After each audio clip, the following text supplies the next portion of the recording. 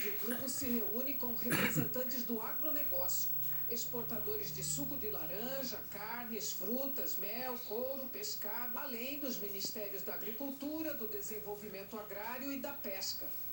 O que nós estamos fazendo é ouvindo os setores mais envolvidos, para o setor privado também participar e se mobilizar também com seus congêneres parceiros nos Estados Unidos, que você está vendendo para uma empresa americana, para você fazer essa articulação também, e o governo também o fará. A responsabilidade é todo o empenho em rever. Tomando providência contra o tarifaço que vai entrar dia 1º de agosto contra o Trump aí, ó. Inadequada. O Brasil não tem superávit com os Estados Unidos. Ontem, o presidente do Supremo Tribunal Federal, Luiz Roberto Barroso, se manifestou pela primeira vez numa carta em defesa da Constituição, da democracia e da justiça. Hoje, a ministra presidente do Superior Tribunal Militar, Maria Elizabeth Rocha, endossou as palavras de Barroso. Ela disse que a realidade ora vivenciada pela sociedade brasileira, bem assim as situações de tensionamento provocadas por descabidas e inéditas intromissões externas. Povo brasileiro, amigo, se unindo contra uma força externa. É isso que tem que acontecer, amigo.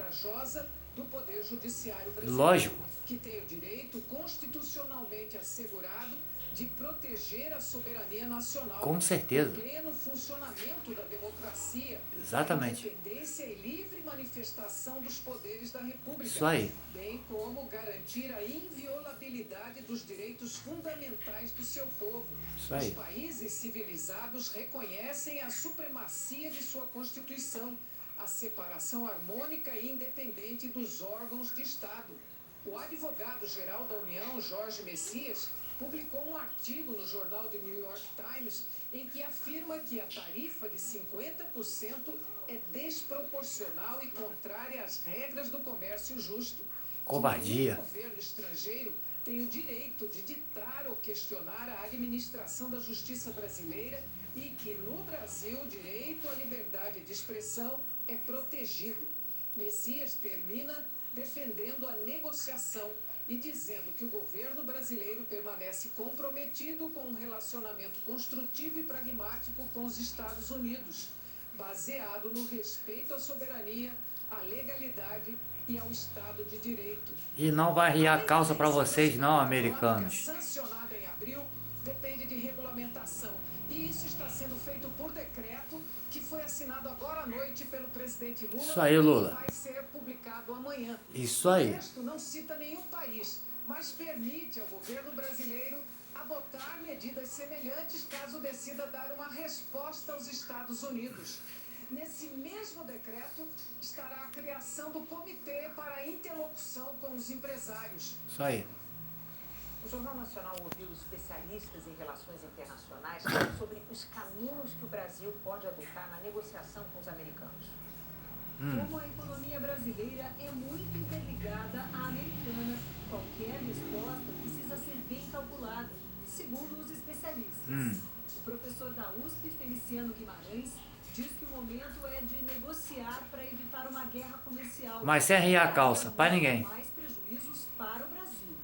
Os Estados Unidos são nosso segundo maior parceiro, atrás apenas da China. O Brasil precisa fazer uma aliança de duas frentes. Uma aliança com outros países que estejam em situação similar ao Brasil e uma aliança com setores da economia americana que serão muito atingidos pelas tarifas. Mas se for preciso adotar medidas recíprocas, especialistas dizem que a penalidade tem que ser aplicada em setores estratégicos, que possam convencer os americanos a recuar. O professor de Relações Internacionais, Carlos Gustavo Poggio, Que setor é esse? Fala aí. que o Brasil seja criativo, porque, segundo ele, aplicar exatamente a mesma tarifa aos produtos americanos pode ser um tiro no pé.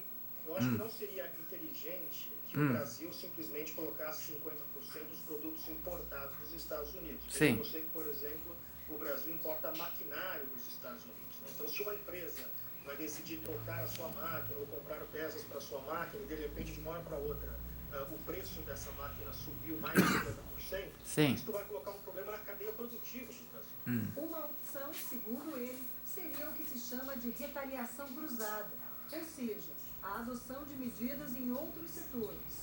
O professor cita, por exemplo, a quebra de patentes de medicamentos ou de produtos agrícolas. Bora. O Brasil poderia se inspirar, por exemplo, no que fez com uma negociação com o próprio Estados Unidos em 2010, no setor do algodão, onde a OMC, a Organização Mundial do Comércio, Sim. autorizou que o Brasil utilizasse uma retaliação cruzada. No caso do Brasil, por exemplo, o setor de serviços e o setor de propriedade intelectual. Esses são os dois setores que o Brasil teria mais chance de poder retaliar com os Estados Unidos. Então bora. São os setores que, de fato, exerceriam alguma pressão sobre os Estados Unidos. Isso aí, O bora. Brasil não tem um histórico de impor medidas amplas quando considera ter sido alvo de tarifas injustas. Nas últimas décadas, o país recorreu a ações pontuais para se defender de sobretaxas.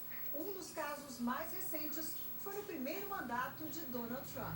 Em 2018, quando o presidente americano impôs tarifas ao aço e ao alumínio, o Brasil negociou uma cota de exportação e ofereceu contrapartidas, como a redução de barreiras a produtos agrícolas americanos. Segundo o professor Cláudio Finkelstein, da PUC de São Paulo, o temperamento imprevisível de Trump embaralhou as regras do jogo. Mas ele lembra que com vários países, o presidente americano acabou cedendo e fechou acordos com taxas menores. Qualquer atitude atabalhoada de enfrentamento não é razoável. O que é razoável é diplomaticamente negociar. Essa mecânica. Bora, na diplomacia, mas se não tiver jeito, e aí? do governo Trump O que resolve? é uma novidade no mundo. Mas alguns países estão conseguindo se adequar. Então, o importante é negociar para trazer essas tarifas a um valor mais razoável. O professor da USP diz que, neste momento, a prioridade deveria ser encontrar uma forma de convencer o governo americano a adiar as tarifas e que a adoção de medidas recíprocas deve ser usada em último caso. O objetivo é você ganhar tempo. Só pode acontecer, e se acontecer depois que se exaurirem todos os processos de negociação, e se caso ocorra a retaliação, tem que ser muito bem calibrado. E Donald Trump fez. Meu amigo. É isso aí.